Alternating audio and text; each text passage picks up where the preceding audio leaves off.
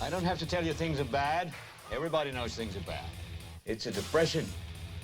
Everybody's out of work or scared of losing their job. The dollar buys a nickel's worth. Banks are going bust. Shopkeepers keep a gun under the counter.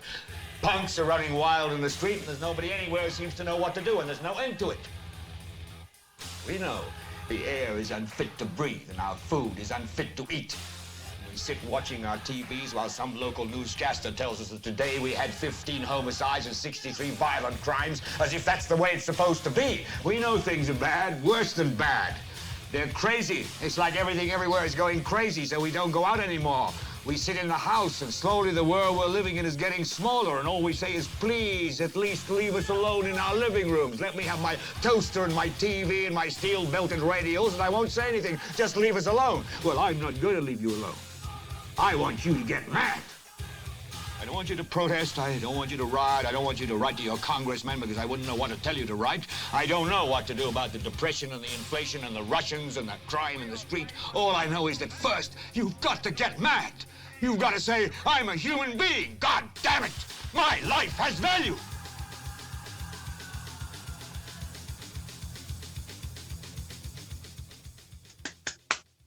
Hey, everybody. Welcome back to Deciphering My Experience. My name is Eric, and we are joined today by another person trying to decipher their experiences. We have Miles from Miles Moon Bases. Welcome to the show, Miles. What up? What up? How you doing today?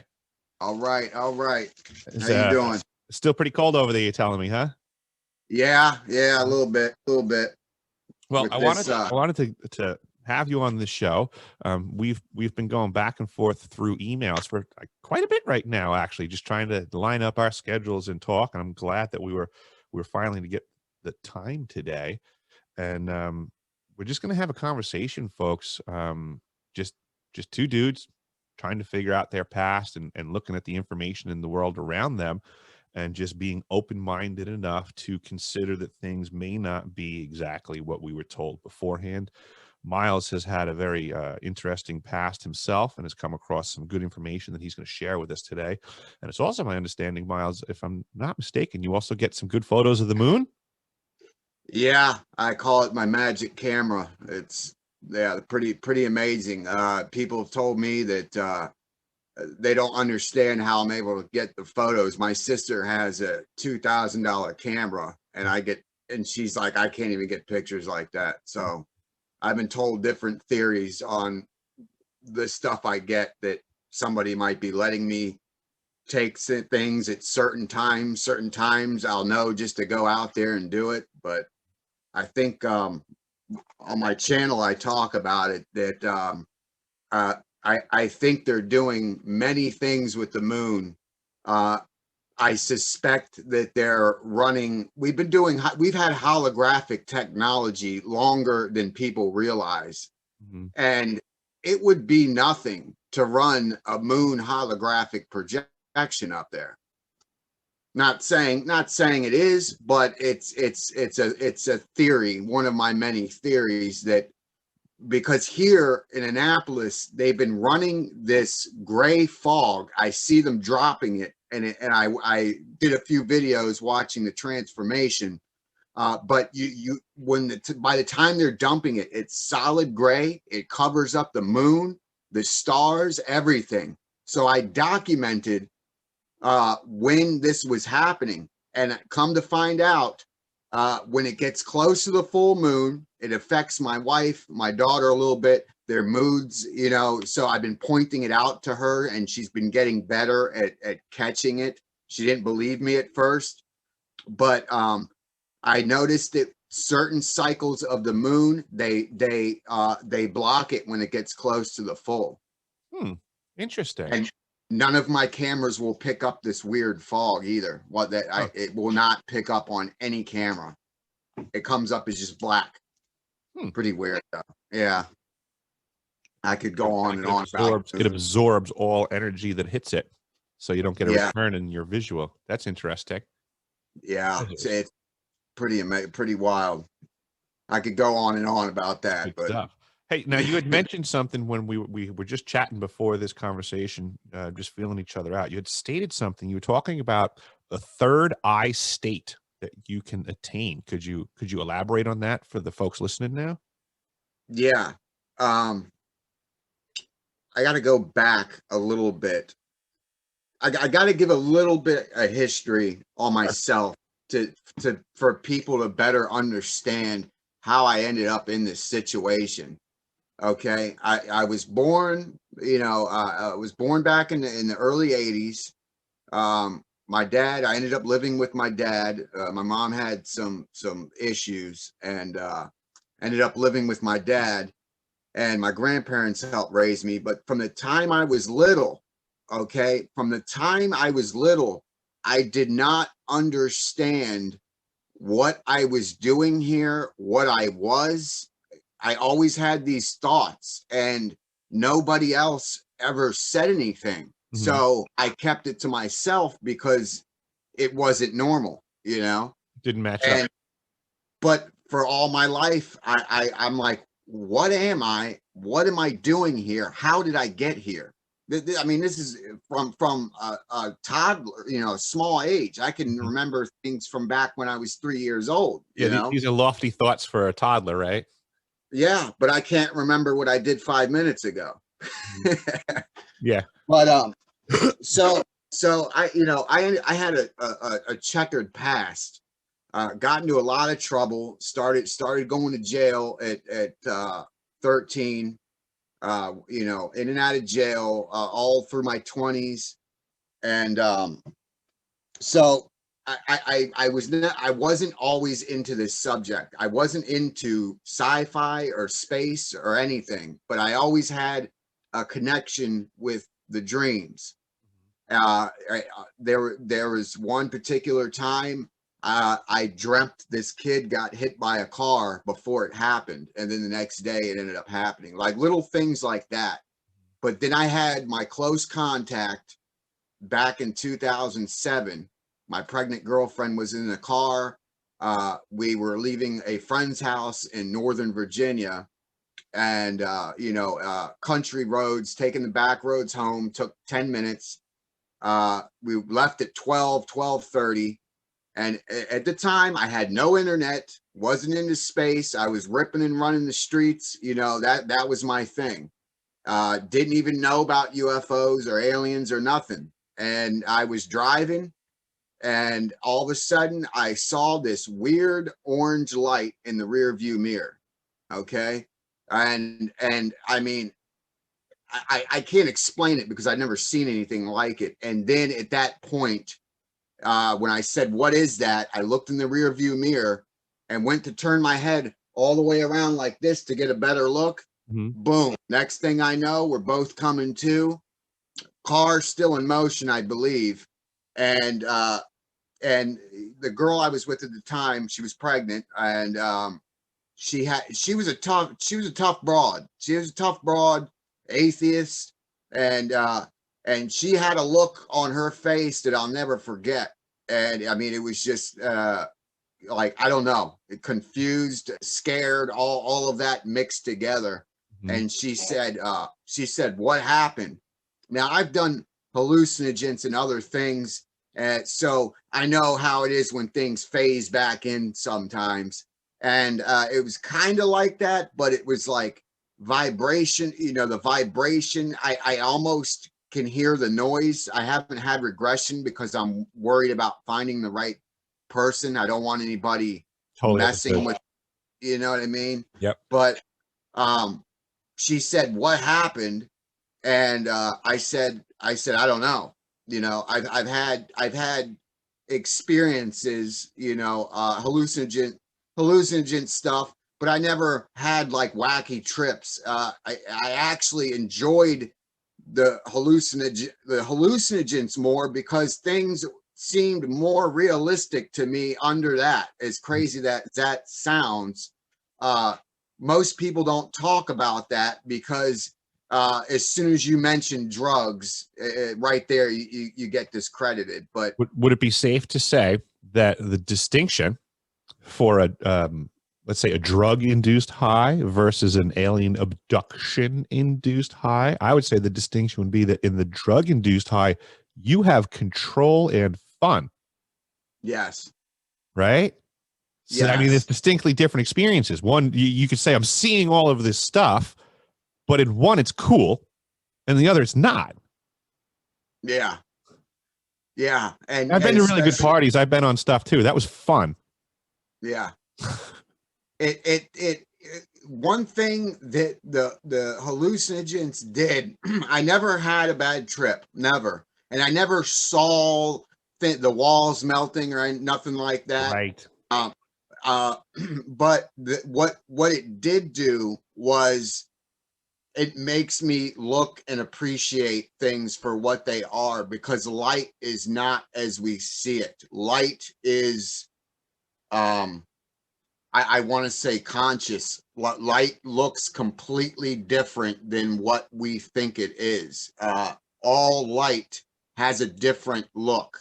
Yep. You know, and that was one thing before I was into the ET stuff. I always knew there was other dimensions and other things. I just didn't know the details of it. And now I've gotten into all this, and I'm learning that everything I thought back then, now I'm putting all the pieces together, and now I'm understanding what I'm doing here, you know, sort of. So now let's bring it back to you. You had mentioned that the way that you came about, it was something to do with your you had a dentist and a Diego Garcia member. Yes. So yes. this goes back to when you first, like, so you just said that you lived this life, you had certain odd experiences, but you hadn't really started to associate your experiences into the realm of other people's odd experiences until this whole dentist thing occurred, right? Right. It was okay. So that happened. That was 07. Some more time went by. It was 2014. I started realizing that this has happened to other people. Fast forward a little bit more, about the past 2 years or so. I've always had the dream connection, but the past 2 years, I've been having their I don't want to call them memories, and I don't want to call them dreams, because they're other selves. They're other selves in other places. Some of them are not like, some of them are similar to things here on Earth, but there's little differences. Like one experience, I was in this hotel, but it was indoors, and it went straight up. The people looked a little different. I even tasted the alcohol. There was a party being thrown, and I had a pregnant girlfriend. I knew the mother. You have full memory. So a dream, it's kind of like a movie you haven't seen. Right. But these are not that. And now you know the history of the character that you're in. Yes, you have full memory. Now the problem is, so this one particular incidences or whatever, it was a party being thrown for me and my pregnant girlfriend or fiance, whatever it was. The hotel rooms looked different. They had indoor. I remember tasting the alcohol. I used to drink a lot. I know my alcohol, and I never tasted anything like this. It was liquor, but it was different. And then I bought cigarettes, and the woman behind the counter said, she said, here's 10 indoor and 10 outdoor. So there was, the cigarettes were different. You had, that's interesting. You had, she called them indoor and outdoor, and they looked different. There was just so I'm assuming there was some that was where you could smoke indoors. Yeah, some regulation there. Yeah, but that was one of the pretty cool ones that I had.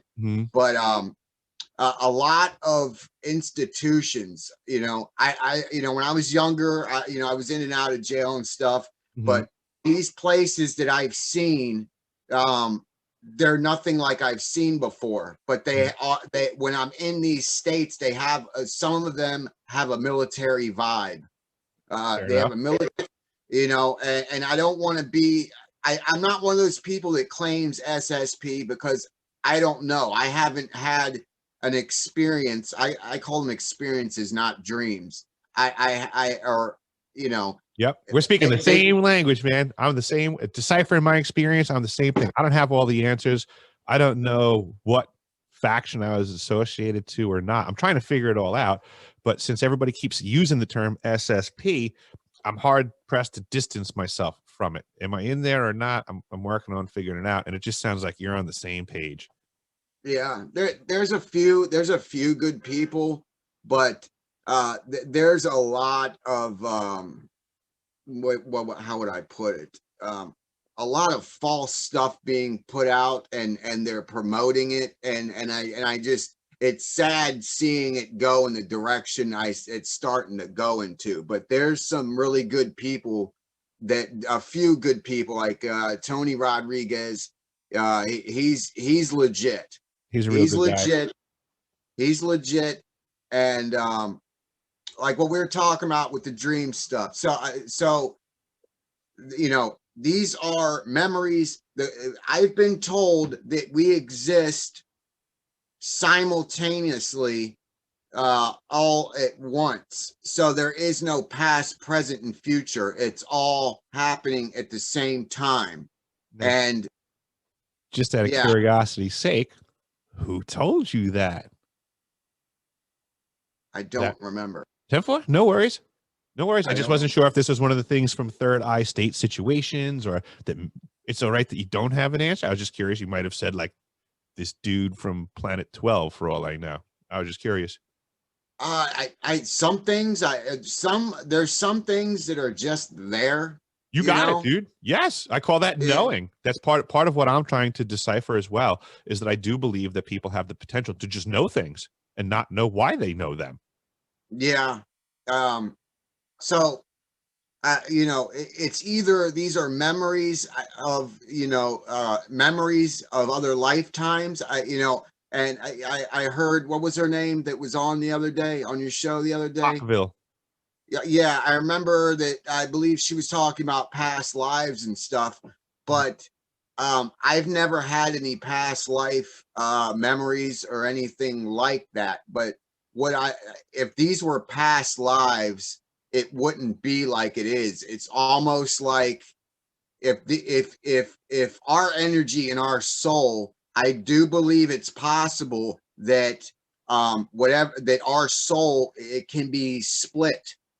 So it could be, people don't realize there's other places besides Earth that have different laws of everything. Yep. So I believe that we can be split up. So if we exist in other places, if we open our third eye, I think, and we're in that dream state, I think we are able to like kind of visit or temporarily hop to our other selves, if that makes sense. It makes total sense. I think these are things that I delve in with my my psyche and my experience as well, that I'm trying to get dialed in, talking to folks like you as a breath of fresh air, and why I do exactly what I'm doing, so that I don't have to feel like a lunatic as if I'm the only one trying to figure out words for similar circumstances. It's hard to find people. The community is pretty big. The UFO contactee, experiencer, SSP, we all know each other, and but we all have different stories. We're all here for different reasons, right? But I have not found too many people. I'd say I can't think of any that are on the same page and have the same goal. You're the only person I've come across where you want the same answers. You're seeking the same thing I am. Cool. To understand, and I'd like to see if, I also believe the deja vu thing. If you have it with people or places, here's an interesting one. Mm-hmm. Okay. Lately I've had dreams. Okay. Not dreams. dreams or memories, recollections, transfers of cells, Visions, whatever, for all I care, downloads. And it was a person that looked familiar and acted familiar to people that I know here on this earth in this timeline, but they look a little bit different, or their clothes are a little bit different, or little things that are different. So, but some of them were people that I haven't seen since elementary school. I'm trying to wrap my head around this one. So what you're saying is that there were times that you would see people, which means it could be different people. So it's at different times you would see different people that would have been someone from your past, regardless, and that every time this different person would show up at a different time, that person would be slightly off from your actual recollection of the person. From that, gotcha. Okay. Yeah. Okay, I'm following you. I know the person. So when I'm in this dream state, the person would be, they would look similar. So it got me thinking, okay, why am I seeing these people in another timeline, another reality? And I wonder if some of the people that we know here on this timeline, if maybe we're connected and all throughout the different timelines. If some of the people that we know and meet, if I'm seeing them in that third eye dream state, then we must know each other in different timelines. I can follow that. It's pretty wild, but that's the only thing. That's the only thing that would make sense of that. I take it you haven't seen the new Netflix show Dark? Dark. You haven't seen it. You just basically described a lot of that show. And dude, you're gonna love me for this. You need to watch the show Dark on Netflix. We saw it. Is that the one with time travel? With the one is it Germany? Yes. Dude, I loved it. I completely understood it and vibed with it. There you go. Exactly. It's like, instead of like everyone else, I imagine watching that show going, what is going on here? This is crazy. I was like, thank you for explaining it in such a concise way for everyone. Yes. I and some of the episodes, I would have to watch them 2 or 3 times because there was clues inside of clues inside of clues. Yep. Now here's a real challenge for you, since you're so intrigued by this. Go find the original where the actors were in German, because the German actors were phenomenal delivering it in German, and the subtitles underneath in English are different than the words they give you in English when they dub it over. The show content is better in German. Wow. Yeah. They changed some words around and meanings on things. And actually, I found the German actors were phenomenal in their delivery. It was a better show in German.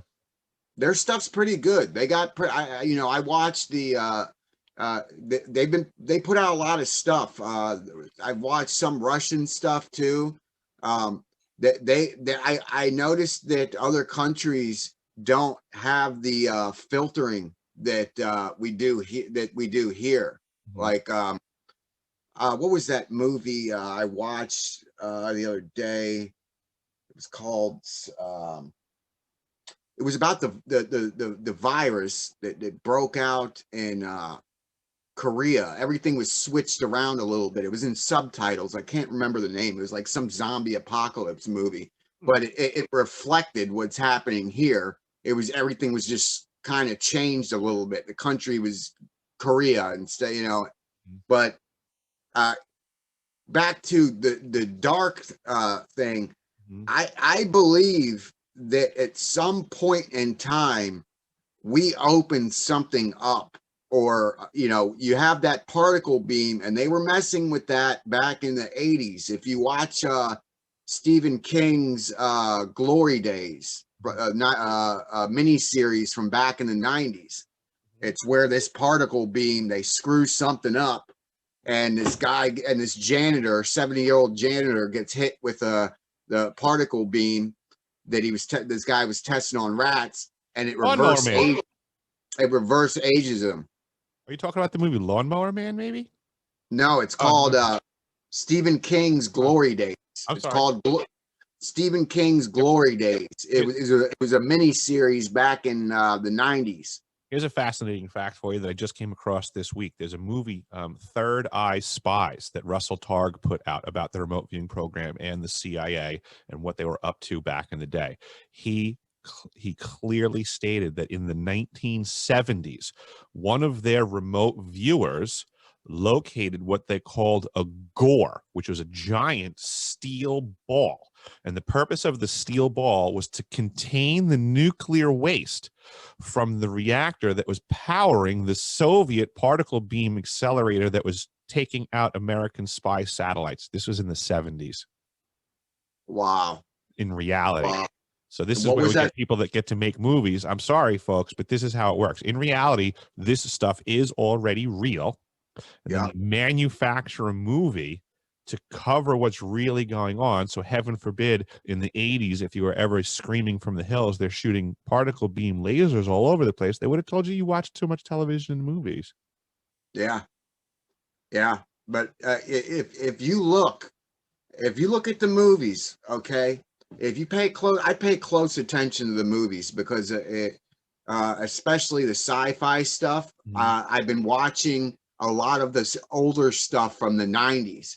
If you watch a lot of the older 90s sci-fi stuff, that's what's taking place right now. Yes, I've been saying this for years, actually, is they're programming the children. It's in the children's shows, actually. So now, if you want to know what they were conditioning those minds in the 90s for, right, those sci-fi movies, right? So the teenagers of the 90s, which was me, by the way, go back into the 80s now and look at the children's shows that were being pumped. And that's what they do. They start right from nursery school level. They already plan out where they want these kids to have their brains when they're voting ages. Yeah. So the psyop and the propaganda machine starts immediately, and they start inserting the intel they want them to be considering in the programming, and they propagandize immediately. And you're right, they just put bits and pieces here, and let's just say whether it's truth or not, it's still a psyop and a propaganda, and it shows what they intend you to be thinking about or believing. Yeah, absolutely.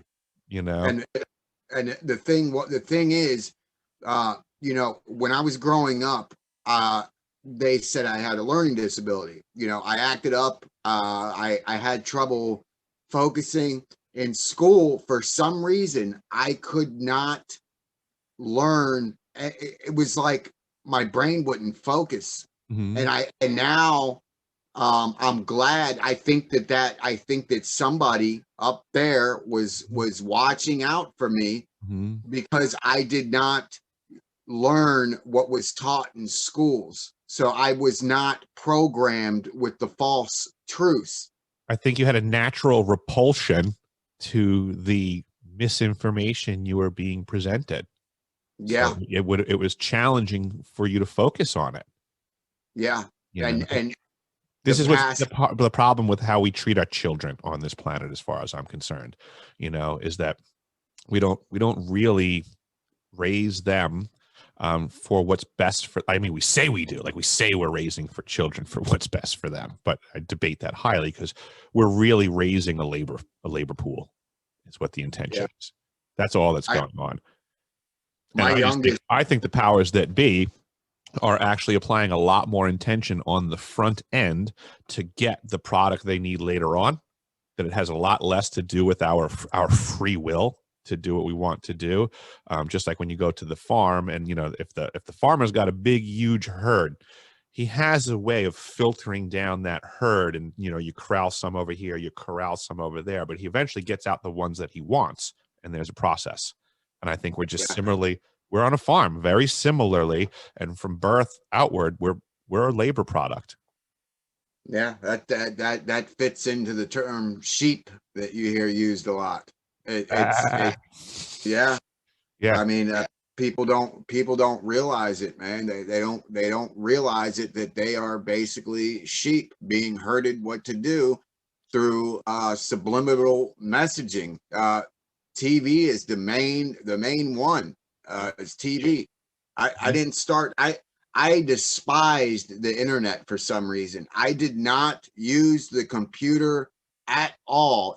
When I was young, it first came out when I was in high school. It first started being used, Netscape Navigator, I think was that what it was called.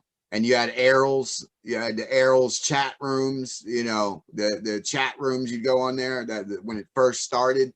But I knew people that started to use it, but I did not like computers. I did not start using the internet until 2014. So 7 years after my experience. Mm-hmm. And the only reason I did that is because I wanted to see if I was crazy or if this had happened to other people. And that's what got me started on my journey. Mm-hmm. And the past 2 years, it's like somebody flipped the light switch on. My wife calls it the smart me, because I'm doing things I never was able to do before. It's like someone turned the light switch on. That's awesome. You know, Mm-hmm.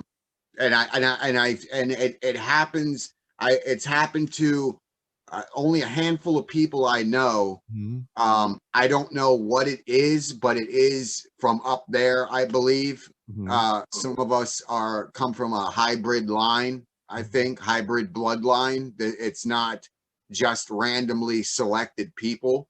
Mm-hmm. All through the evolution of hybrid humanity.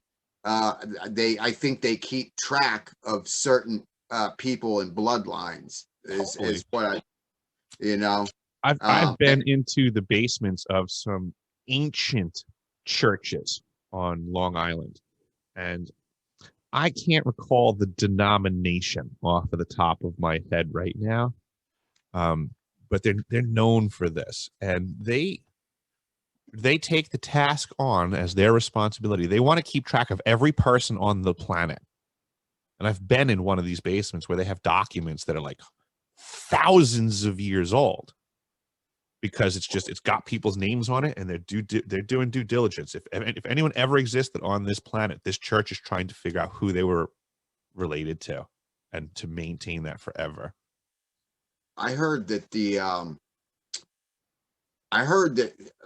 like I'm 25 minutes from DC. I used to live in Northern Virginia, and I moved to Annapolis, Maryland. My mom was from here, but I live with my dad and my grandparents in Northern Virginia. But I pass the Mormon temple all the time right there out of Washington, DC. That is their headquarters. Oh, I didn't know that. Yeah, look it up when you get a chance. Mm-hmm. It's huge. It's called the Mormon Tabernacle. I've heard of that. I think I might have seen pictures of it. I guess I didn't know the location. It's a very ornate building, right? It's big. It's massive. It's a massive church with this. There's nothing around it, right? Isn't it? It's like it's really big, but there's nothing else big around it, right? If I remember the right. There's nothing around it. It's off of I think it's off of Route 495. Right there. It's right there, DC, Virginia, Maryland, where they all connect. It's right around there. But everybody that grew up here knows about that place. And what they do is they keep records of every single person. And I'm not sure if it's every single person or every single Mormon, but they have a vault in there that could withstand an atomic bomb. Mm-hmm. And they keep all of the names and documentation. So the question is, for what? Yeah, I feel like, well, definitely the one that I'm thinking of was older, because it was like more of one of those more ancient names. I kind of, for some reason, on the tip of my tongue, the term Episcopalian seems right now, but I just can't remember 100%. I think it was some sort of an Episcopalian church that was like an old Tudor style church. And in that basement, there was just tons and tons and tons of boxes of really old forms and things like that with names and family lines and stuff. But I wouldn't be surprised that the Mormons were doing it too. I mean, I think I heard the Scientologists are trying to keep track of folks now too, technically. Oh, I'm sure. They're trying to find out who's an alien or something. I'm sure. Yeah, Scientology. I was into them doing research on them. I think last year. Oh, okay. But researching, but not involved. No, Okay. no, God, no, not 10-4. I mean, I'm not knocking you. I was just going to try to get some intel out of you because I never really met anyone that went through the processes. Yeah, I tried doing a little digging on that, and they're pretty. You know, their group, as crazy as they are, they have it pretty locked. They're pretty tight-lipped. Yeah, you can only get. You know, I dug and dug, and you can only get to a certain point, and then it turns into theories. It doesn't turn into facts. It's hard to trace them. But yeah, Tom Cruise, I think, is the one that really set off the conspiracy theory for the Scientology. But they've been around for a long time. Time. Since L. Ron Hubbard, like 50s and 60s and stuff like that. But I mean, they're a weird outfit. Yeah, but they keep records. Everybody keeps records. Like the Mormons, do you remember the thing everybody was talking about, that old it was an old picture or drawing, but people were saying that it wasn't a book he was holding, that it was golden discs or something like that. Oh, I don't know this one. Oh man, yeah, I'll have to figure out exactly what it is and send you the info, but it's an old Mormon thing. I think it's in their book, and it shows this guy holding something, and something about them being golden discs, and people saying they were CDs. Is Mormon, is this the one that was found? Is this Joseph Smith that found this stuff? I'm not sure. If I remember one of these religions, I forget if it was Mormonism or Latter-day Saints. I feel like it was the Mormons. I feel it was a dude named Joseph Smith that supposedly found the artifacts that were the basis of the religion. And if I'm remembering it correctly, I believe he was a Freemason on the run, technically. That he basically just took stuff that was a lot of Freemason precepts and took them out of Freemasonry and started a religion and called it Mormonism. But in the process, he did bastardize a lot of stuff for incorrect use. Yeah, I'm pulling him up here. Good job. I'm gonna try to grab some pictures actually that I have in the drawer over here. So give me 1 second. I'm just gonna scoot over because it goes back to that concept of dark we were discussing. Okay. Let's see if we can find Joseph Smith. Pictures of him.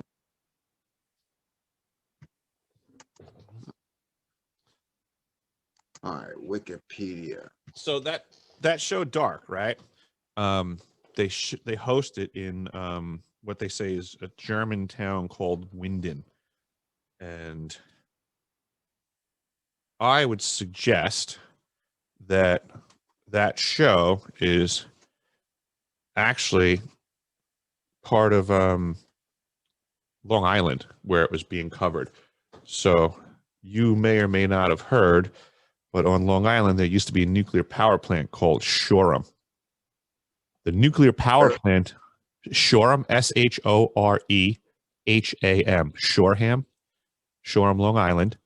So Shoreham, Long Island is where Nikola Tesla's facility was, Wardenclyffe. Back in the day when Tesla had a facility on Long Island, it was called Wardenclyffe. When they knocked it down, right next door to Wardenclyffe is where they built the power plant. Wow. That's the power plant they're discussing on the show. Right across the street from the power plant on Long Island is Brookhaven National Labs. Wow. Where they have particle accelerators and time travel sciences. So let's not forget about good old Montauk over there. Exactly, which would be the discharge end of the particle accelerator. So I actually have. So you remember the show Dark, right? So I would even tell you that. So the scenery there is literally exactly what it's like in Shoreham, Long Island. It's like they filmed it right there. I've been to the location. So now, granted, I'm going to show you some stuff right here, and all I can do is just say that it's my experience, but welcome to the way that we used to have to do things. I had to take a disposable camera. Okay, these are photos I'm going to show you. I'm just going to hold them up to the GoPro here, but photos that I took back in the day with a disposable camera on the northwest corner of the Brookhaven National Labs property is where there was an Air National Guard facility. Wow. Which is literally across the street from the Shoreham plant. I would say that there's stuff underground there. And that's why I was there investigating it. At the time, I was married, had children. My older son was there for a sporting event at the field. You know, they always put the public works properties right on top of the, you know, the nefarious things. So my one son's playing in the game, and I take the other one in the stroller, and I proceed to go through the woods and start taking photos of things just because I wasn't going to get another opportunity. So here you can just see simply it was, you know, here's the perimeter fence with, you know, a sign up there that's going to be telling you, you know, no trespassing. This is the Air Guard facility. And I apologize. What is that? What is that lettering underneath right there? It's supposed to say trespassing, but it's blurry. It just says no. In the blue, blue, it's supposed to say trespassing. No trespassing. From here, it looks like weird symbols. I know it's a blurry shot that I'm showing you through the camera just because, you know, we didn't have phones back in the day. You just held up the darn thing and shot it. This is a shot of a tree because I started noticing all over the place. All of the trees were bent. Wow. It was like something happened. This is another side of the perimeter. You can see the military vehicles that were on the other side. That's a good shot. Here's the fence. On the other side of that fence, there's a giant concrete disc. So I'm familiar with underground stuff, right? So that disc was a very, very large diameter. This was over by the dog kennels. But that disc was probably 20 or 30 feet in diameter. And the manhole was dead center of the disc, which was very weird. I had never seen one like that before. This here I know to be a monitoring well. So this shows that something toxic happened in the ground, and it requires them to pay attention to it. So that's a monitoring well.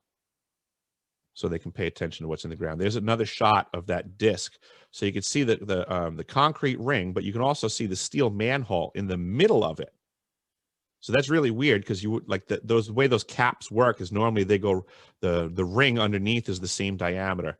Here was an old dog kennel on the perimeter because they had security dogs. And canines way on the back end of the property. And this was just some more weird trees. Like they just had these like stripped trees. It almost looked like here was another one of these weird bent ones that had, you know, it looked like they got afflicted, like something singled out the tree and then bent it up. Oh, this way. This one here, it was like a lot of them too. I showed like, I took pictures because it was like the bottom 3 feet of all of the trees were just all charred up. That's the Air National Guard antenna. I got a weird vibe when you showed that picture of the burnt tree, that last one. Let me pull it back up. Yeah, because that was a weird thing to me. All the trees, it was like Mother Nature was fantastic. Everything I got a weird vibe. Everything looked great except for the lower end of all the trees were like charred, like someone crisped them up. But there was no ground burn, no sign of any ground burn. All the undergrowth was good. And then the trees being charred, it was also like there were times all over the place. It was like the tree had grown up, but then did like a major hook.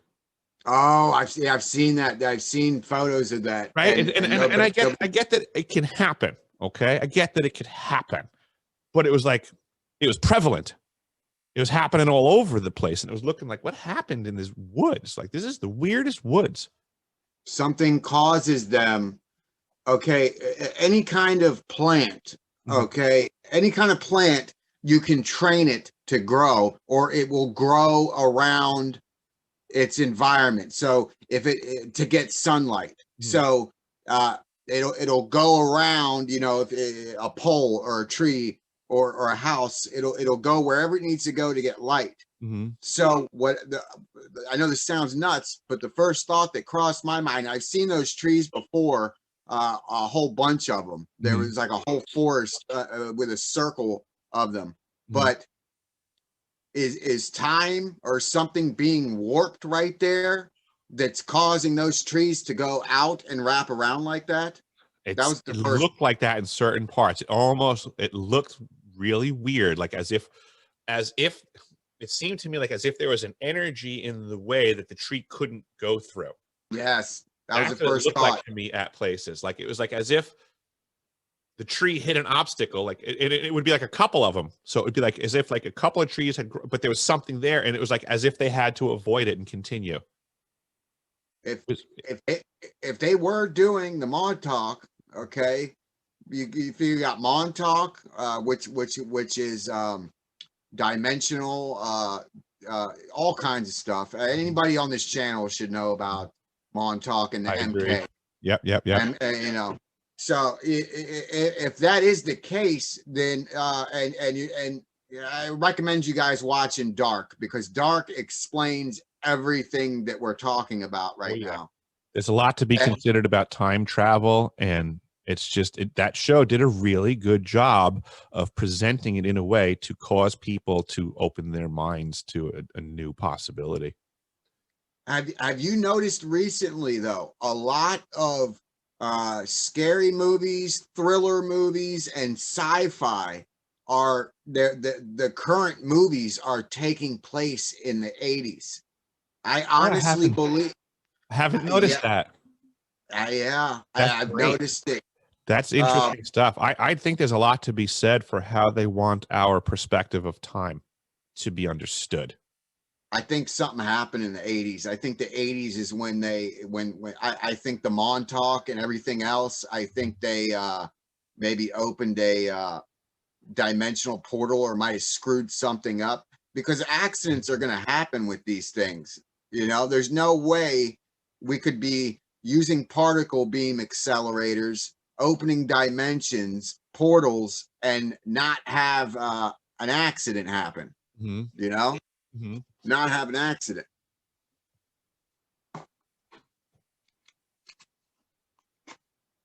But yeah, have you ever seen American Horror Story?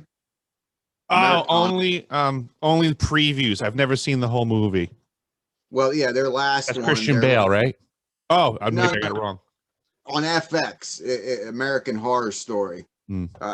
But anyway, theirs was based on the 80s and all the old serial killers from back then. What's that? I'm just throwing this one up because you said 1980s. This is my timeline. So I've been talking with Tony and trying to figure out timelines and things. And I pretty much, if you look at this thing, the black line in the middle, moving from the left of the screen to the right, would be start to finish. So the left would be the start and the right is moving forwards in time. So in 1984, I believe something very substantial happened in my life and part of the programs. So I would say that 84 is a very key year. That would be where I believe my first 20 and back was initiated. So you can see that line moving as you pass 1980.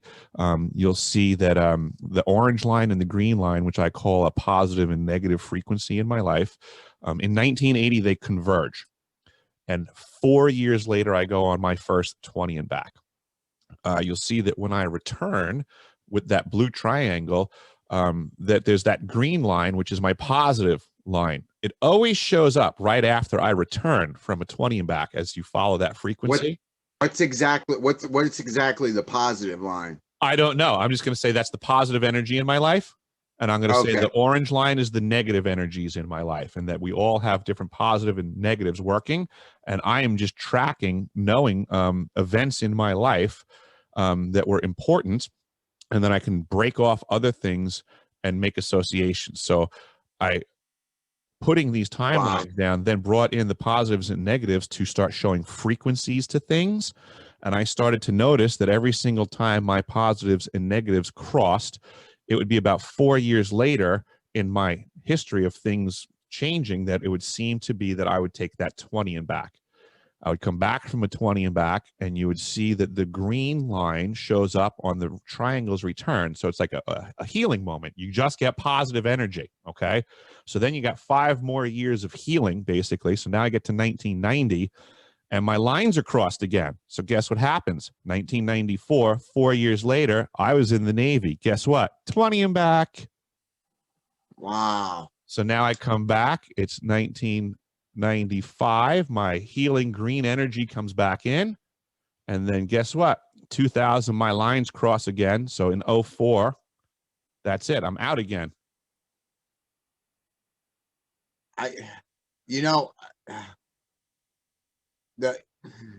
I'm almost speechless here because I'm thinking about, I didn't know how I could put together whether I might have been part of something like this. And looking at this, I'm just thinking of the years. Yep. And so now for consciousness, right? The middle line is my waking state. The upper and the lower parallel lines would be my others, right? So when you follow that blue line and it shoots up away from the black and then does its hard right angle turn up there, that's a different consciousness for me. And same thing on the bottom. So this diagram, I got the idea from an author named Itzhak Bentov, and his book is Stalking the Wild Pendulum, and he goes into trying to explain to people that where that black line is, right? So where you see it deviating. So technically this line actually works every night also. So when you're on that waking line during the day, when you go to fall asleep at night, you can expand out to one of those other conscious lines. yes. You know, so yes, I 20 and back somewhere because the CIA pulled some shit like that or whatever, right? But technically, all they did was take advantage of a system that already exists. You do it every night. Yeah. They just overtake it for 20 years and put you back one night. They take you out one night, they hold you out for 20 years technically, and then put you back from your perspective of that one night. You know, now that you mentioned that, I remembered what I wanted to tell you referring to that. When I was a kid, I was not happy being a kid. I wanted to hurry up and get older fast. And I had a lot of emotional issues growing up. I would do things that a normal kid wouldn't do. I mean, I knew about drugs that was in my mind before I knew what they were. And just all of these thoughts that an older person would have. And as I grew up, I always hung out with people that were like 10, 20 years older than me. I never hung out with people my age. And just putting kind of a symptom of a 20 and backer. Yeah. And I ended up in the system growing up for really stupid things. They put me in this weird special ed school that, this is pretty graphic. My wife doesn't like me talking about it, but the elementary school I was in, if a kid would freak out, kids would like randomly just start freaking out for no reason. I mean, like emotional, like flipping out. And then the teachers would restrain you, and they had all these different pressure points that they would use. They would twist your arm. They would, do pressure points on your neck, and they'd restrain you, drag you down the hall, and they'd throw you in this thing that was called the booth. And there were 2 wooden boxes next to each other. A little bit, there's a military helicopter out there. That's a little bit bigger than the size of a telephone booth, with a bulletproof glass window, and they throw you in there and deadbolt lock it from the outside, and the screws inside, everything was made with those screws that you can't turn, for government facilities and stuff. And they throw you in there and lock it and until you were done flipping out. And whenever they felt like letting you out, some people would be sitting in there all day. But I went through that, and that was in elementary school, 3rd grade on up. But it just seems like I was always somehow restricted from expanding my life until now. And you know, I'm 38 now, and you know, I was born in the 80s. You know, I'm a 90s, you know, late 80s, 90s kid. But over 20 years, I'd been in the system. You know, parole, probation, you name it. Like, I was restricted to where I could not do anything. And finally, the past few years, I mean, I had to move to Maryland and moved my wife up here. I have a 5-year-old, and finally broke free of that. But looking back on it, I wonder if that was all intentionally done because I was part of something and they didn't want me figuring out what was going on. Or they just kept using you. Technically, there's a lot of people that say that the incarceration system is a massive labor farm for the SSP. Yeah. They can do whatever they want with you guys. I met people in there, man. Some of the people that everybody thinks are crazy, I would talk to them, and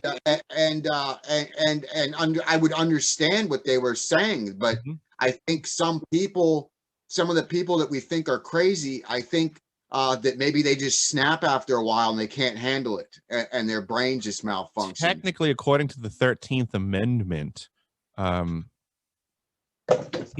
people lose their rights when they go to jail officially. So you could become enslaved technically.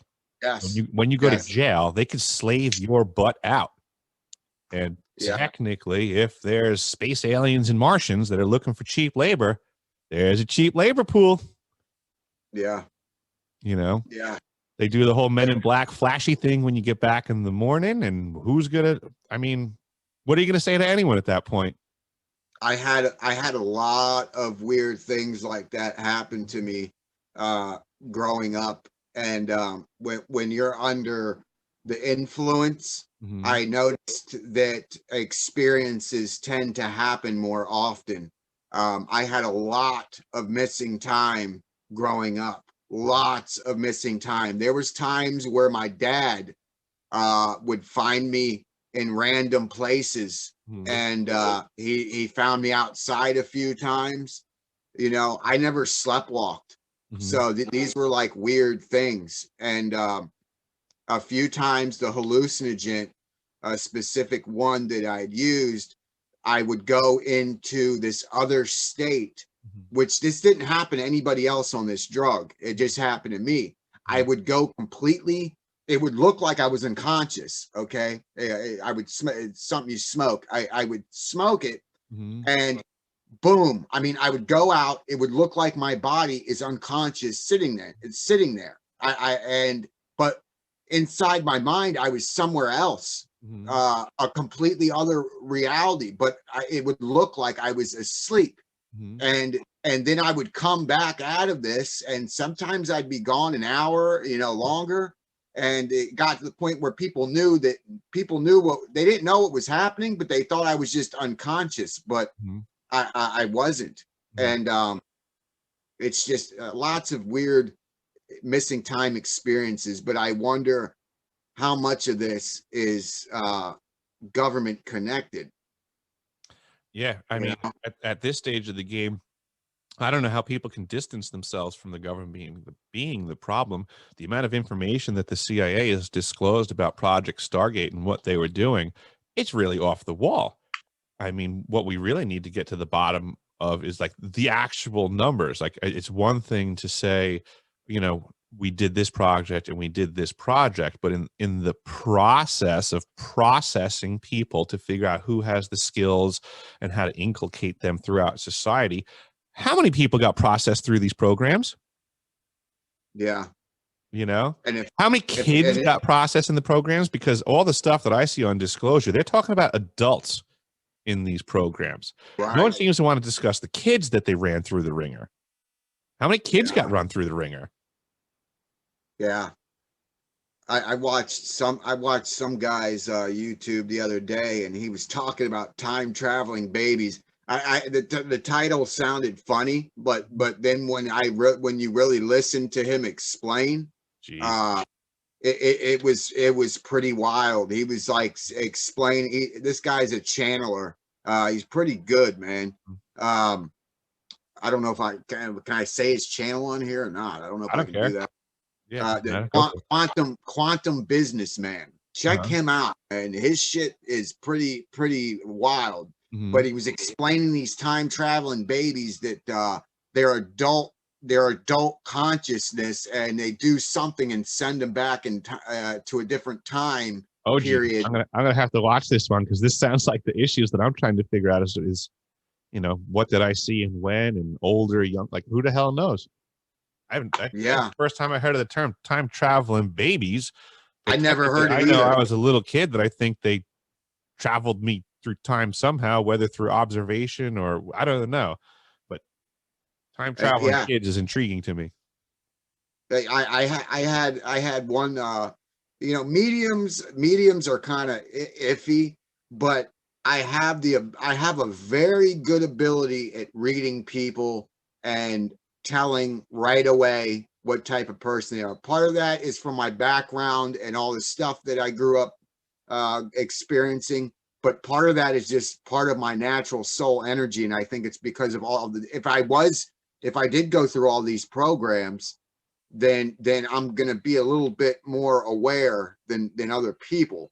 I had a medium randomly contact me from one of these groups I'm in, and she said sometimes she's just directed what to do. She doesn't know what she's being told. She's just delivering the information. But she told me things about my abduction I never told a soul, like where I was sitting, what I was doing. And I had never even spoke the words. But she had also told me that I was 100 years old. And later on, I went back to, it didn't hit me right away. And a few months later, I asked her and she didn't know. But I thought 100 years can be put in a lot of different ways. Is it 100 years with different 20 and backs? That's where my brain was going with it. Like, as if you're 38 right now and she's saying, no, you're 100. Well, then that would lead me to believe that you got a couple of 20 and backs that you weren't aware of. Yeah, that's kind of what I was thinking, man. And the fact, I got journals on journals of details about these institutions that I was in, some of the military buses that I was on. I got it all written down. Nice. These are not things a typical dream. These are detailed facilities, staff, people. One really interesting one I had a few weeks ago. I was on a bus. Okay. Now, my friend had a similar dream the same night. I told him the next day about this dream. He said, I saw the people leaving. I didn't see him. They were getting on the bus. He saw them getting in the bus, and I was on the bus, but he didn't see me. But the details that matched was they were Hispanic people and Black people. They were there might have been a few white, but I didn't tell him that detail, and he told me that detail.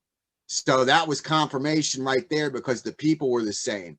So I was with a group. I had like my group of friends, and we were all on this bus, and the girls were upset because one of the guys, it was a Black guy, one of our friends was going to leave for a program, and they all thought it was a bad idea and he shouldn't do it. And he said, why? He said, they were all crying, and I went, and he moved up to the front of the bus because everybody was mad at him or upset. So I went up there to talk to him because I knew he was getting ready to leave. And I said, why are you doing this? And he said, why? He said, why wouldn't I? He said, I've wanted to do this my whole life. He said, I get to see where the its come from. And I didn't know what he was talking about. And we go through on the bus. It was kind of like something that looked similar to an airport or a bus station. And we go back into like kind of like a parking lot. And then there was a rock wall. There was a rock wall, and the wall opened up. It was like a hidden thing. It opened up. The bus pulls in, and there's glass rooms, but you can drive the bus in. So there was a like, you know, a road that could travel, but there was different tunnels. And this one room on the glass room on the corner, I saw shut the window. I saw humans, but I also saw other beings as well. Different, tall, different. I only got a glimpse of it. But it was all kinds of different creatures. How much taller than the guys around it, you think? Oh, the one thing I saw looked like I don't know. It was big, like Bigfoot size, like big, a little bit bigger than that. But yeah, tall, and I think it had 4 arms. Woo! But that's what stuck out to me the most. But it was all different beings. And it was this see-through glass, probably bulletproof or plexiglass. And we were dropping this kid off that was joining the program. I guess he had signed up for this program, and we were dropping him off. And he was part of our inner circle within a group within the group. And but that was one I had about a week or so ago. But I got the confirmation because my other friend had a dream the same night, just from a different viewpoint. I guess he was in a different part of the program. But at this point, I just want to see if there's anybody that was part of the same group, one of the same groups I was in. Because if we're probably in a bunch of different groups, but it would be nice to maybe find a friend or somebody that was part of one of the same groups, and then we can maybe remember. I hear you. Yep. You know, I get that 100%. I guess I kind of have the same hopes, but we'll all just keep reaching out and seeing who we can connect with. I do like the idea of, like you said, talking to folks about these things, because Tony Rodriguez had said that, you know, besides working together to build a timeline, which he totally recommended that people try to build their own timeline, it helps by going through that process. But then he also said, like, talking to people from those times does matter. So it would be like, he's said before, like if you're trying to remember your 12th birthday party and you can't remember it, right? But you can remember like your cousin was there and your friend from next door was there, right? Well, then if you can get in touch with them and talk to them about your 12th birthday party, things will start to come back. Yeah. And that's a good mechanical way to draw those memories back out if you can't get them by yourself, is to figure out ways to engage that historical aspect of yourself today somehow. That's why I've been doing journals for years. It's great. But when I write it down, you know, what I do, when I wake up, or if I'm, you know, in the dream state, sometimes I will get confused when I'm in that third eye state. I'll get this timeline confused, and I'll say something pertaining to this timeline when I'm in that third eye state to one of the people in the other timelines. Okay. So I'll like mention my wife's name, or ask where my cigarettes or my medication or whatever. And they look at me really weird. Sometimes the females, they'll get upset, you know, if I mention my wife. You know, it sounds like, you know, so if you're in that other state and you're mentioning another woman, then they'll get mad or whatever. But I'm pretty sure any state you're in with one woman and you mention another one, they're going to get mad. This seems to be universal, Miles. Yeah. Yeah, definitely. But but yeah, I'll get the sometimes I'll get things twisted in the timelines, but as soon as I wake up, I write it down as soon as I wake up, because you'll forget. A lot of times it will forget, but when I go back and I read, got the window open. It's all good. It's all good. When I write things down and I go back, then I remember. Then I remember everything. Well, not everything, but I remember a good part of it. So I think if we piece together things, and if we can find other people that were with us, I think maybe if we all put our puzzles together, maybe we can figure something out. Absolutely, dude. Absolutely. You mentioned Tony. I don't think I covered this yet. We never got to the Antarctica thing with the dentist. Go for it. I think about a year or so ago, I was getting dental work done, found a dentist, and sat in the chair to get work done. And right around this time, I was doing some research, and I noticed he had pictures hanging on his wall of Antarctica. Now, I'm here in Annapolis, Maryland, which is home of the Navy, basically. Blue Angels. And so this guy worked in Antarctica as a dentist for the Navy. So I was, of course, my first thing, I'm thinking UFOs, craft. Let me see what this guy will tell me, So I kind of eased my way in, asked him a few questions. You don't want people like that. You don't want to jump right. They'll back off. You didn't try to peel the skin off his reptile head. Yeah, basically. So I asked him, and he told me everything but that, almost like he was circling around what he knew I was getting to, because I asked him, I said, so did you see anything? So did you see any weird things when you're over there?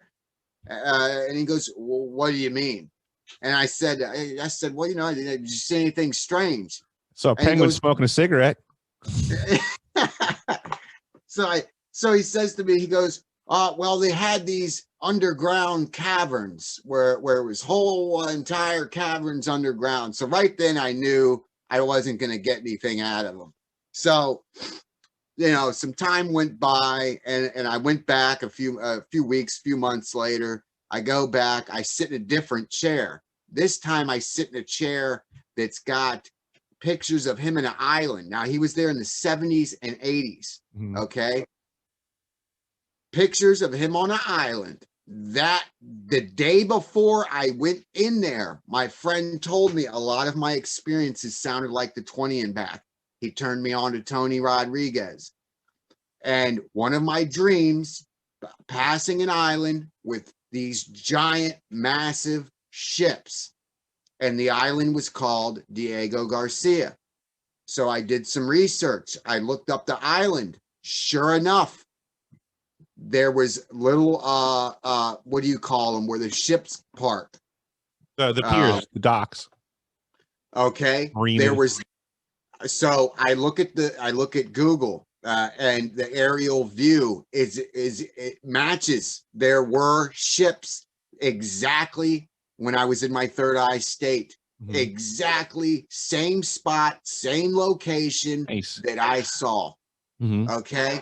So this happened the day before I go into the dentist, right? The day before I go to the dentist, I discovered Diego Garcia. I discovered that Tony had also been to this place. That's how I found out. I put the pieces together. Okay. So I just received this information. I go to the dentist.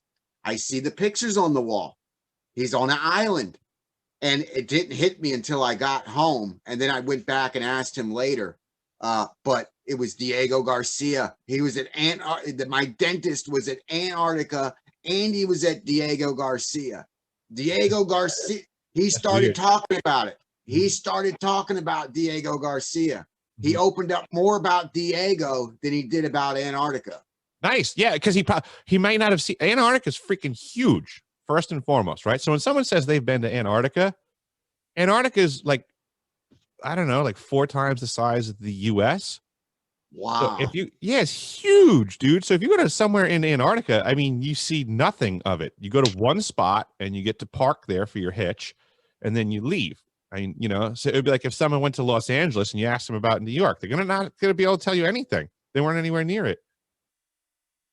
God, that big and there's nothing there. Yeah, okay. Huge. Now let's look at most maps of the world. They actually don't indicate the picture, right? So if you go to the equator on any wall map, and then you go above the equator and you count the latitude lines, it's supposed to go all the way up to 90 degrees north, and it's supposed to go all the way down to 90 degrees south. But watch how far the bottom of the map goes. They leave out a lot of it. And technically, from the point where you start seeing ice, which is up, everything below, you have to imagine the rest of the map being applied that they remove. So you don't get to see how big it is. They cut off the bottom of the maps. What do you think? I think it's huge. I think everything under the sun has been going on there forever because it is so huge. It is so hidden, and only the rich and well-heeled logistics lines can do it. It's just money. The only obstacle I remember you saying that Antarctica is money, and anybody who wants to have the resources and the logistics to do whatever they want there, they can. Wow.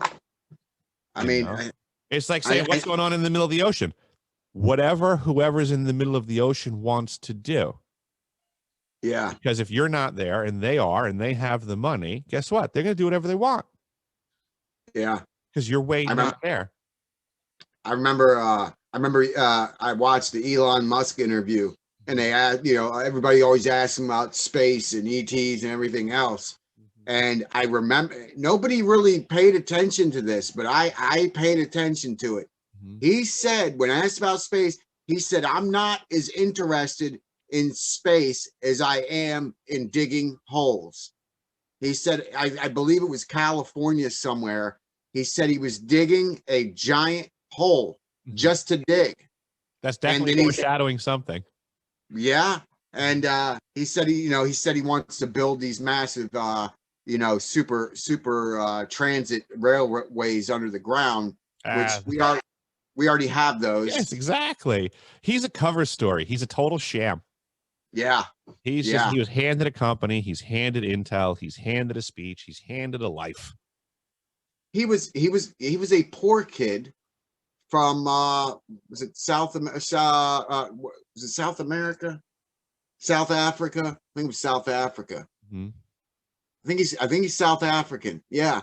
He was a poor kid from South Africa, and this kid all of a sudden, where the hell did all this money come from? He's an asset. Yeah, where did all this money come from? And the Mars and all this. We've been doing that. We've been doing it. All he is doing is wasting money in a grander fashion on old technologies. He's taking rockets and making them bigger. We don't need rockets. We need newer technologies. He talks about newer technologies when he's not doing it. Yeah. If he wants to get a rocket and be famous using the Tesla name that he's bastardizing, he should get into anti-grav. Standard combustion is not the method that we should be dealing with. And that's all he's really doing, is just building bigger rockets with bigger payloads for bigger customers with bigger wallets, which are just government people, which means they need somebody else's face on the company to put the payload up, because they can't just be like, hey, the Department of Defense is putting another rocket in the air today. I saw a video about a year or so ago on Hilton, and they were showing space hotels. They have real estate in space. Hilton has real estate. And Elon Musk, if he's got, he's got bigger technology than he says. What crossed my mind. So. I don't think he's got squat. I don't think Elon Musk has squat. I don't think he knows anything. I think he's a shill. I think it's a front company. Yeah. He's just he's a cover story. They need to get things done, and they can't say that the Department of Defense is putting a spy satellite into orbit again. But what they can say is that Elon Musk is an amazing rocket scientist, and he's building amazing things for amazing customers. and then they can do everything. He has a contract with the DOD to put in a payload into his rocket, to put it in the air. It's just business. Yeah.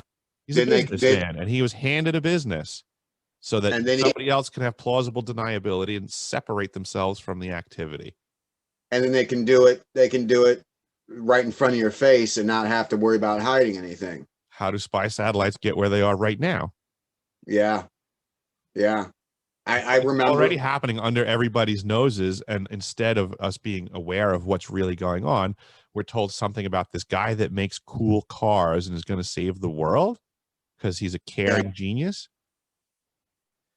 He drops little breadcrumbs here and there. If you really listen to him, I haven't watched him that much because I do believe that he probably does drop breadcrumbs. I don't watch him because I find his performances to be very much an act. Oh yeah, absolutely. He is so calculated in his attempt to be like meager and I just want to tell you this and then I'm so excited to tell you about it's like, really, dude? Really? So you're telling me that when you get into big board meetings with billionaires, these are your mannerisms. You don't come in with confidence and control and knowledge. You don't have the capacity to do that? Oh man. Yeah. Yeah, it's mind-boggling. An attitude like that would pretty much just get you backhanded on the street. Every person you would try to talk to and convince them of anything, they would be like, "Who? Get out of my face! What are you talking about?" It was this guy. Yeah. Yeah. Oh man. I don't know why anybody actually listened. If he didn't have the products that somebody handed him, no one would be listening to a word he said. I've never heard anything come out of his mouth that seems to be convincing that he's actually aware of the stuff that he's dealing with. I've never actually seen him get hit with questions about what he knows and what he does. I'm a tradesman, a craftsman. I build stuff. I fix things that break. I believe that if you sat me down with Elon Musk, I could ask him a bunch of questions and he would seem confused about his own products very fast. That would be awesome. That would be awesome. Musk, you hearing that? You're hearing this? Yeah. Decipher my experience. Come on here. Yeah. Let me talk to Elon and see if he really knows his product line that well. Because it seems like a guy blowing smoke and pushing somebody else's wares. I saw him on a Joe Rogan show. Mm-hmm. That was pretty funny. Mm-hmm. Yeah, it was pretty funny. But yeah, now I'm thinking about it, and you're correct. He doesn't really say a whole lot. Everybody focuses on the Neuralink chip. He's given a massive pass because they're interested in the tech. Yeah. It doesn't mean he invented it. It doesn't mean squat. It just means that people are just clamoring for the next iPhone like Steve Jobs used to pump out, as if he was a genius.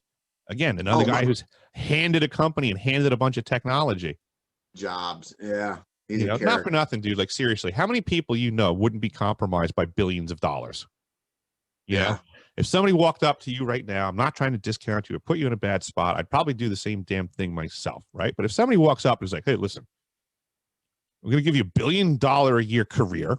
We're going to hand you the entire company. You just have to put a suit on and say you're the guy. Can you do that for us?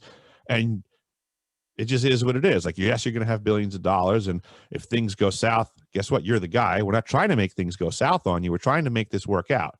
But we need a guy because we can't be the guy. So can you be the guy? How many people are going to say no to that? Yeah. It would be as taxpayers, we are already paying for the research and development of tons of stuff. The most technologically advanced things in the cosmos are coming out of our taxpayer-funded research and development projects.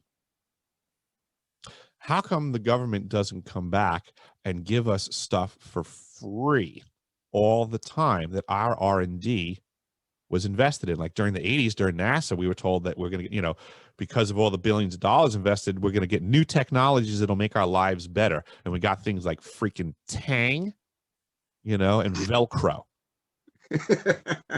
That's basically what we got out of NASA, is Tang and Velcro. You know, but we're supposed to be getting a better return on our investment. Initially, when NASA sold the American people the space shuttle program, a lot of people don't know this one. Look back into the numbers on this. For the amount of money that they were given, we were supposed to get a shuttle launch every 2 weeks. Damn. But we didn't get that. Where'd all the money go? All that, so people say, oh, well, we got a lot back. Now, we didn't get squat on our return on investment. We don't get squat on our return on investment on anything. We get robbed blind because we invest our taxpayer money into programs that then manufacture awesome things in secret, use them for quite a few years, for decades in the military and espionage worlds, and then they come out, hand them to an individual. Pass it down. Yeah. And now you get to make billions of dollars off of these people's investment. And you're getting robbed. We're just getting robbed. Well, I got a lot of the reverse engineer stuff. Kevlar,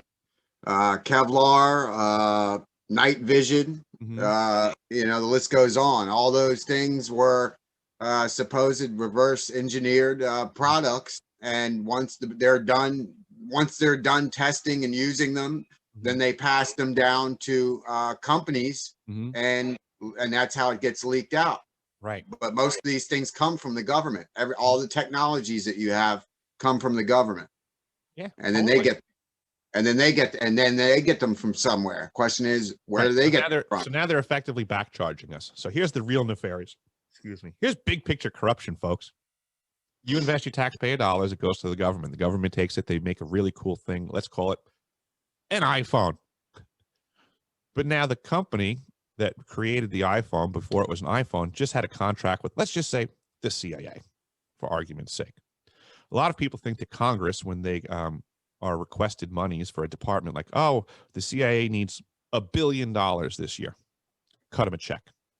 People think that the CIA takes that money, puts it in a bank account, and then withdraws over the course of a year to pay their bills. It's not true.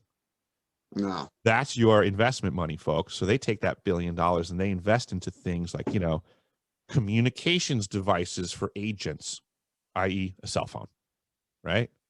So now they already have these companies that exist. That's your seed money that created it. And now they take that company and they run it and they make money. Yeah. So they're now self-sustaining. They don't need your investment money anymore. And you can't really make them go away because you can't even cut off their resources anymore. They're independent. Yeah.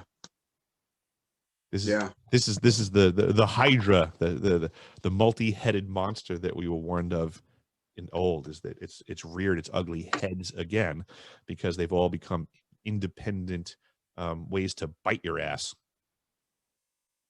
I wonder, the technologies get leaked, but for some reason the 80s stick out to me. I have this funny feeling that something key happened in the 80s, and you look at the show Dark, the main time period that the nuclear power plant and the time travel device. Yep. It was all based in the 80s. Yeah, I think 1983, 1984 was a very critical time, and I would say the same thing for the 90s, 93, 94. At least for me, I see on my timeline, I got a 10-year cycle going on hard. So 84, 94, those are both big years for me. You want to know something crazy? I was born in 83. There you go. I was born in 83. Yep. Yep, you're probably like some starseed or something. Yeah, I've heard all kinds of different things, but usually people have I don't know. I've been told different things, but I definitely know that I'm existing at other places. And there's been times where I heard Rex was talking. The Rex over there at Leak. I heard him talking today, and he was the first person to mention it. I've never heard anybody else mention it, but it's happened to me. He said he did some drug, huffing something when he was a kid, doing stupid stuff, and he huffed something, and all of a sudden, everything started looping, like he was stuck. And the same thing was happening over and over again. That's wild. that's happened to me before too. And he explained it, and I shot him a comment. I haven't checked to see if he said anything back, but that happened to me a few times with the hallucinogen, where you were trapped in the same thing, and it's scary because you're trying to break out of it, and I can picture this as you're saying it, and it's giving me tension because I'm like, oh, it just doesn't seem like that would be enjoyable at all. Man, it's scary. And then finally you break free of it, and a few times these blackout modes would happen, and I'd end up in weird places. One time, a few times people were with me, and we went to a different place. All right. And then when we came back, we both described seeing the same thing. So if this was hallucinogenic, if this was that, we would both be seeing something different. So we both blacked out and came back. One time I was in Jersey City, the guy I was with, we blacked out. Then when we came to, both of us came to, he was in nothing but his boxers, okay? And came to in a park. And I think he thought he was swimming or something, but we came to, his clothes were missing, all right? And we ended up going to, his mom lived in this place called the Beacon in Jersey City. It used to be Jersey City Medical Center. They turned it into, I think Trump owns it now. But we ended up going there to see his mom, and come to find out his girlfriend had been looking for us for like 2 or 3 hours. Wow. And we were like, we were at the park. We were right there at the park. She was like, I checked there. You guys were not there. Oh, no. Yeah. So that happened. That's happened a few different times with a few different friends, but where we went missing, disappeared, and popped up in weird places. Hours went by. But most of the people, when I go back and I try to talk to them or get them to verify or maybe get more details, because back then you just excuse it as, a bizarre thing. Right. If you can't make sense of it, you can't make sense of it. It's just that simple at that time. Yeah. And I didn't have the info. I didn't know what I know now, but that's all part of the experience in the awakening. You got to go through that. You got to go through those experiences to get to where I am now. If I knew, I just wish I knew what I knew then, but then I wouldn't be me. I wouldn't be me now if I knew what I knew. You know what I mean? Yeah. That goes back to the dark scenario. Oh, dude, all we can do is one step at a time. We're moving in a forward direction from where we're at right now, right? And things might get really weird, just like in that show, Dark, right? Like, you're here right now. For all you know, the door behind you might open up and you might walk in and have to talk to yourself. But you right here at the kitchen table has still got the perspective of you at the kitchen table. Yes. You know what I'm saying? So things might get weird at any point in time. Life reserves the right to do that to us. But we need to, like you said, with the park and all that stuff, it's like you don't have all of the answers immediately when things happen. All you can really do is function in real time. But you can certainly question things past, present, and future. Yeah. Because we don't have all of the answers. We learn right now, we know that our own pasts technically change from our own perspective, because all you need to do is get new information. And now something that happened in your past that you thought you were so right about, well, you get new information today and you go, oh, well, it turns out, well, then that means 6 years ago I was wrong. Well, your past just changed then. Timelines can, the timelines can change. And it's tricky because, my wife often says, oh, well, she said, oh, you can see, you can predict the future. You can predict things. I do predict things. I do get gut feelings. I knew about the virus and everything. I had friends of mine where we were preparing for something like this 10 years ago. And so we had a plan, a backup plan. Unfortunately, one of them is doing a little bit of time right now, and my other friend moved to Alabama. But where he is, he's got lives with somebody that has thousands of MREs, gold, silver, stocked up, and I can go down there if things really hit the fan. But anyway, I'm going off on a. It's all good. It's all good. The world's getting crazy, and this is the way that it makes us think now, which is good. I mean, technically, people should be more prepared for what's going on around them, and at least putting their brains in that direction, and stop trusting that other people are going to fix everything for you. You gotta. I mean, you gotta be in it to win it, folks. I mean, that's life. If you're gonna be sitting on the couch, professing about how other people are going to fix things for you, guess what's not getting fixed? Your life. Yeah, we're all here for different reasons. I don't know what exactly this Earth is. I've heard different theories, but I've heard, I've heard that this is one of the worst ones. I've heard some folks say that, and I believe that. But I also believe that we're here to learn different things. So each person has something that your higher consciousness, you are here for a specific reason to learn something, and what that is, you have to find out. You can't just go through this life and not want to. I don't know how people go through life and not want to know more. Oh my God, right? I got a question for you before I forget. I just remembered it. Damn it. Shit, I forgot again. I hate when that happens. I always try to write things down because I always forget stuff. We were just talking about dang it. Should I start doing the Jeopardy theme song? Yeah. Oh man. It's all good. I do it all the time, dude. That's why I sit here with this notepad trying to write things down as they jump into my head, because I will lose them so fast. Yeah, I got a pen here too. Every time a new topic pops in my head, my brain focuses right on it. Yeah, that's how I am. I can go off a thread, off a thread, off a thread. But yeah, the wife, I predict things.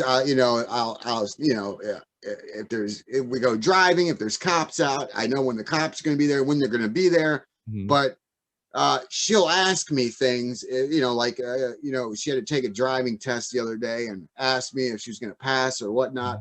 And I realized this with the timelines. Okay, yes, I do predict things before they happen. But if you tell the person that it's going to happen to, by telling them, you are disrupting the timeline and you will change what is going to happen. So I found I got to be quiet with a lot of things. I got to just keep it to myself. Yeah, life's weird, man. Like you're getting great observations, but yeah, it's hard to say when you have this knowledge, like what's the right thing to do. There's so many ways of looking at it. Like it would be like, let's just say, oh, you saw Eric was going to get killed in a car accident tomorrow. So I'm going to do the right thing, and I'm going to do something about that. Right. Well, what happens if now you save my life, but now your wife dies? Yeah. So how do you know what the right decision is technically? Yeah. I've learned with life to go with people like us, you kind of get a feeling for good and bad and that balance. And I noticed with life, there's a balance of negative and positive. And no matter what you do, if you take too much good, or I noticed that if something too good happens to me, I automatically go and I'll help a homeless person or give somebody money, because if something too good happens to me, it has to balance out. So if you have something really, really, really good happen, you better make sure that you do something to level that out. Otherwise, I noticed the universe will level out for you, which I had that unfortunate happen to me a few times. I suspect that you have a lot of common sense from with no disrespect, because I consider myself the same thing as a kid, a street creature. You know, it's just this kids that, and same thing with older folks too, right? So when I was a kid, I spent a lot of time on the street with older folks as well. Okay. Did I get incarcerated? Nope. That's just because I was fast. It wasn't because I was a good kid. I was lucky. That's all. No difference. I'm sure we probably had very similar backgrounds, but I played the numbers as a kid when we were all doing bad stuff. I know there's only so many cops that can show up and they can only catch so many kids. I played the numbers and did well. That's the only difference between you and me, technically. You know, but with that being said, when you deal with people regularly on a street level in street type exchanges, you learn to read people and energies fast, because things happen on the street quickly. Things change, you know, and you have to be very astute to be able to look someone in the eye and read them in real time as you're communicating, because those communications can go south really fast and you need to be aware. I mean, that's just life on the street, and I'm sure that makes sense to you technically. Yeah, that's the best way I've ever heard it put. That's exactly what it is. And I had to learn that at a very, very, very young age. But I also had a natural gift for it too, which is why I suspect what I do, because I was a kid, but I wasn't a kid. You were even more senior for your circumstance, so it was making it easier for you to be a street creature. Yeah. Yeah. Oh man, what I keep wanting to ask you, man, it's like it pops into my head, and for some reason, it's like something's trying to prevent me from asking it. But this is wild. You keep saying stuff that leads up to it. Like every conversation like leads up to it, and then it's like right there, and then it keeps going. I hope it pops. I'm gonna get a 4-page email in the middle of the night from you, like, I just remembered. Yeah, that's how I am too. I remembered. Yeah, no, that's awesome. Oh man, part of me totally wants you to pull it out of thin air right now, but part of me also wants you to like hold on to it, because it's like it's brewing, so it's got value. It does, man. It had something to do with I don't know, man. It had something to do with the whole awakening process and what we're talking about. I wanted your viewpoint on it, and I was going to ask you. Damn it! Oh, my brain's fogged. My brain. It'll come back if I try too hard. Yeah, like you said, we'll be sitting here like locks Jeopardy. up. Yeah.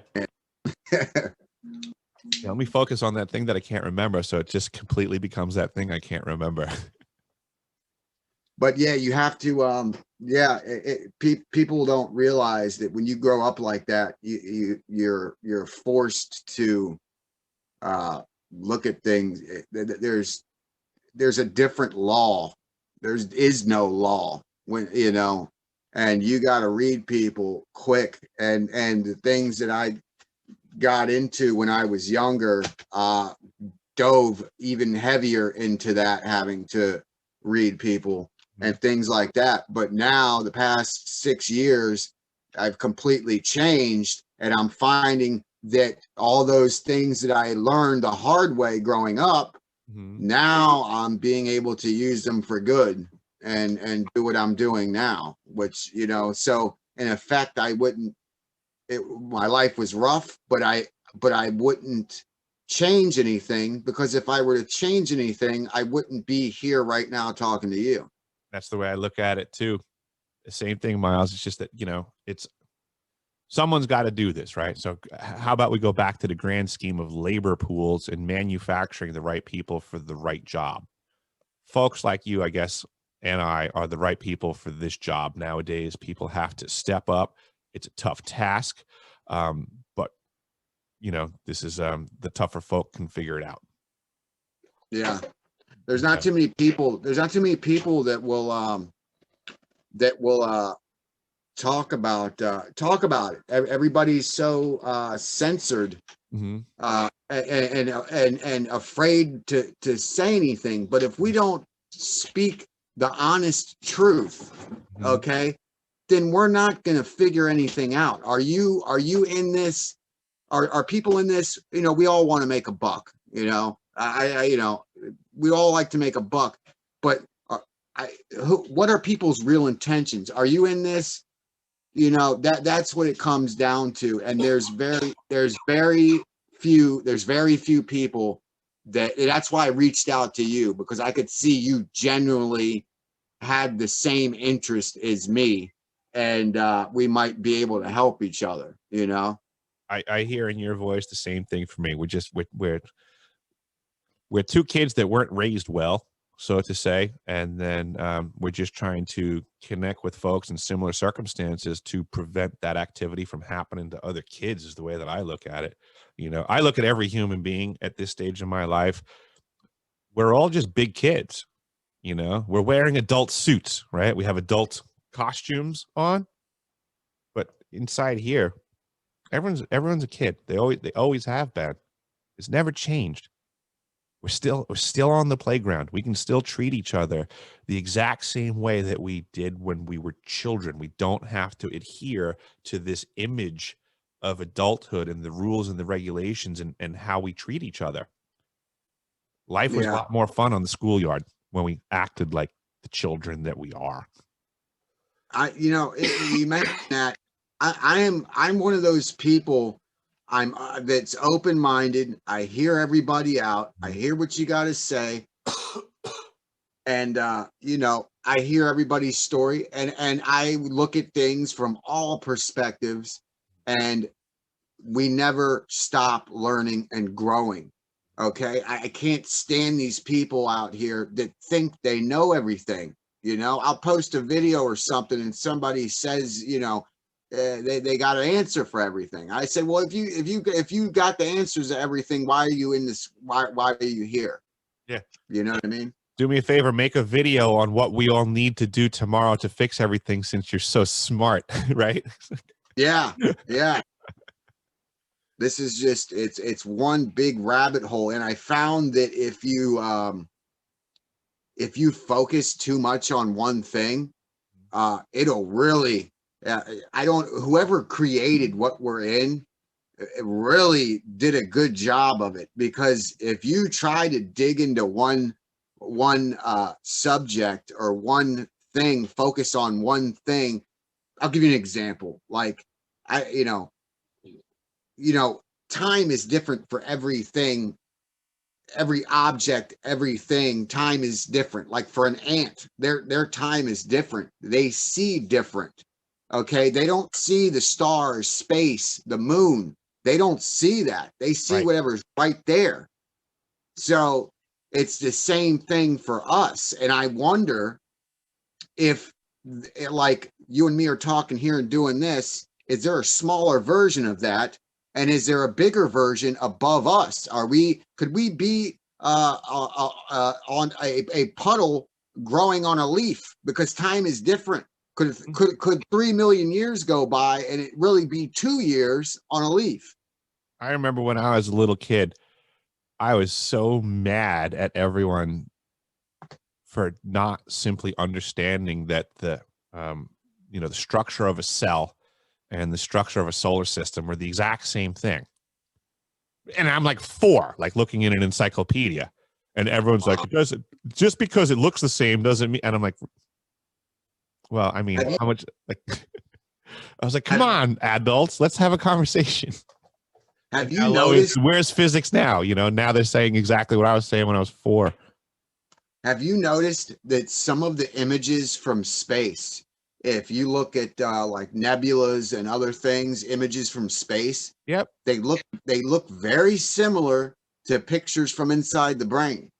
This is literally like what I like, dude. So like, I'm talking like this is like 1979, and I'm looking like an Encyclopedia Britannica at pictures like this and having these conversations with my family, and they're like laughing at me, like, "Oh, you think you're so smart?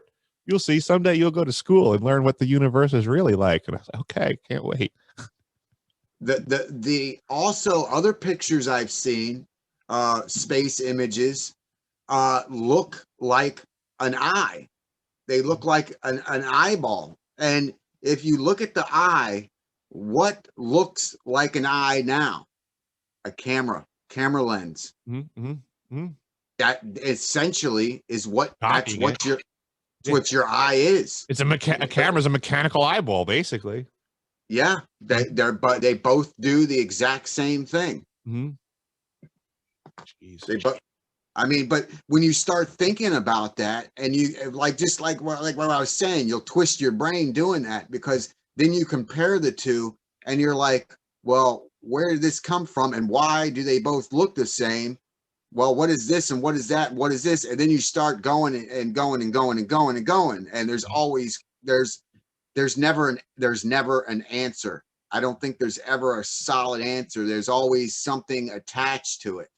It seems like in any direction we look, there's always more, which is a good thing, I think. Absolutely. It's if there was an end, you know. Yep, exactly. There is no end to stuff. It's an ongoing thing. But with that being said, I think I do technically have to end this video, because I have a bunch of stuff to produce, because I had mentioned to you I did the other one beforehand as well, and there is only so many hours in the day. But I do want to ask you a cool question. So this is like a hypothetical situation that I throw at some folks sometimes, right? So let's imagine, Miles, like, let's say you're sleeping, right? It's 2 a.m. and you're dead asleep.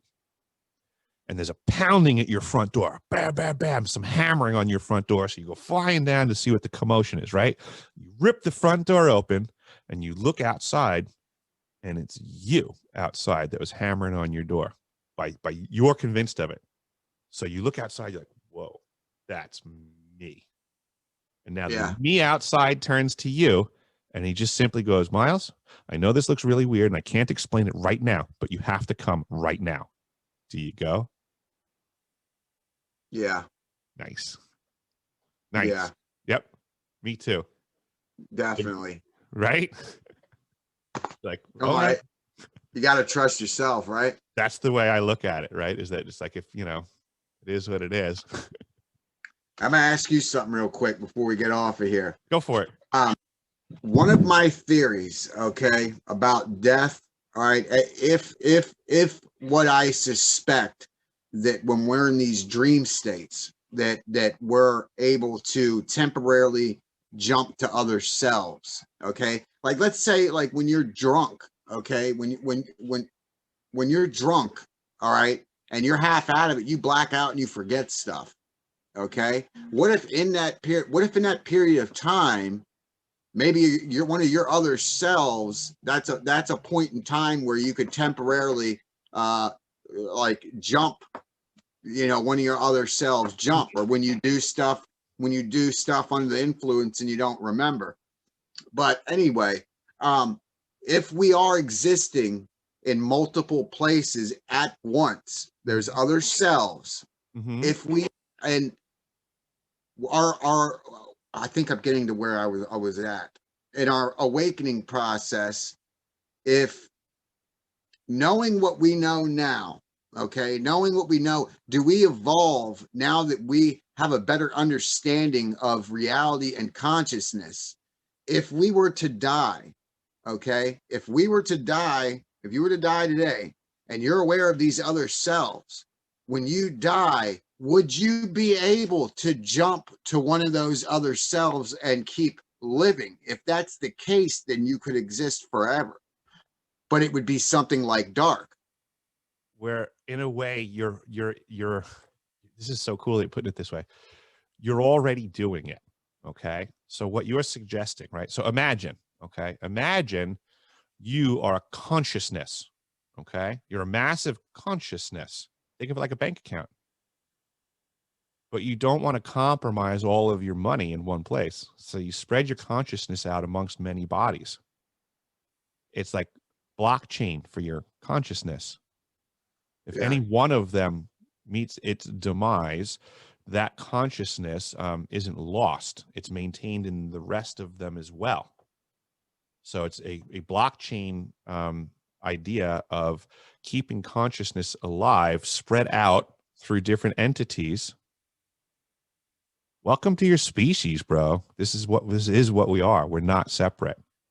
I'm not separate from you. I'm a blockchain version of consciousness that you and I are co-creating our reality. Yeah. If you die, everything remains. If I die, everything remains. That's what's going on. It's a blockchain of the information of our consciousness. I'll tell you something crazy here before we get off. I had a few NDEs, near-death experience, and I was brought back to life a few times. And I wonder if any of those times did I actually come back, or did I come back on, and I just think I came back on that timeline? Good question. That's a great question. I like that mindset. And it's funny that you're bringing this up too, because the conversation that I had earlier today, we went into near-death experiences, and I can recall off the top of my head at least 2 that I remember immediately. Yeah, we should let's do that for the next time. Next time we talk, let's talk about near-death experiences. That'd be awesome. I love that topic. Yeah. Let's do that for the next time. And yeah, we'll pick up where we left off. We'll do near-death experiences, and I'll throw mine out there, and you throw yours out there, and we'll see what happens. Awesome. Sounds great. Miles. Well, thank you very much for coming.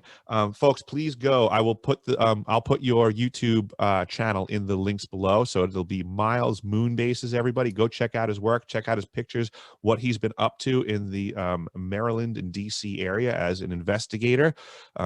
This is just our first conversation, but we'll have more, and we'll get these evidences out there and have more conversations.